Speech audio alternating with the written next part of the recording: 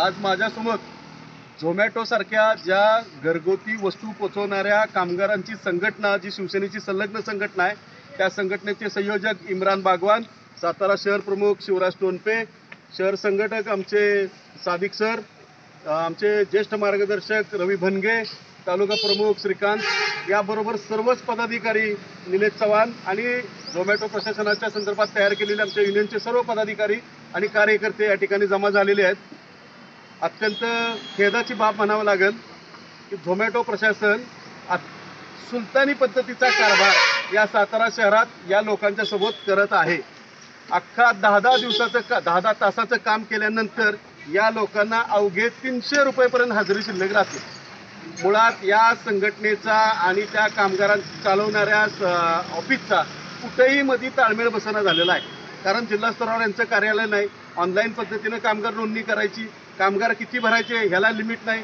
सातारा शहरामध्ये रोजच्या 1000-1200 ऑर्डर पडतात आणि कामगार 400 भरून ठेवलेत. 2-2, 3-3 ऑर्डर कामगारांना मिळत आहेत. घर चालवायचं कसं?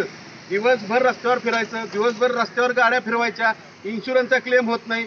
सगळ्या गोष्टी एकदम निकृष्ट पद्धतीच्या सेवा ही कंपनी कामगारांना देते आहे. या संदर्भात येत्या 2 तारखेला भेटून चर्चा करण्यासंदर्भात आमची यांच्या वरिष्ठांची चर्चा झाली होती. परंतु त्याआधी ज्या लोकांनी ह्या कामगारांना एकत्र आणून न्याय हक्कासाठी लढायसाठी तयार केलं, नेमकं त्याच लोकांना कंपनीनं त्यांचे ID बंद करून कामावरून काढून टाकलेलं आहे. अशा मगरूर कंपनीचा धिक्कार करण्यासाठी आज शिवसेनेच्या वतीनं आम्ही या ठिकाणी जमलेलो आहोत. आम्ही कामगारांच्या वतीने या ठिकाणी सांगू इच्छितो ग्राहकांना की झोमॅटो कंपनीचे कर्मचारी हे संपावर आहेत. तुम्ही कसल्याही पद्धतीची ऑर्डर आत्ता झोमॅटोला सातारा शहरामध्ये देऊ नये, सातारा जिल्ह्यामध्ये देऊ नये. कारण की जर तुम्ही त्यांच्यावर अवलंबून राहून जर ऑर्डर दिली असेल ती वेळेत मिळाली नाही तर कदाचित या 31 डिसेंबरला तुम्हाला उपवाससुद्धा घडू शकेल. असं न व्हावं याची काळजी ग्राहकांनी पण घ्यावी.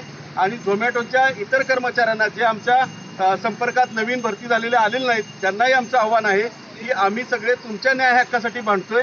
या लढ्यामध्ये तुमचाही सहभाग आम्हाला फार महत्त्वाचा आहे आणि आम्ही तुम्हाला आव्हान करतो की तुम्ही सगळ्यांनी याच्यामध्ये सहभागी होऊन कंपनीला आपल्याला वठणीवर आणायचं आहे, तुमचा न्याय हक्क मिळवून द्यायचा आहे.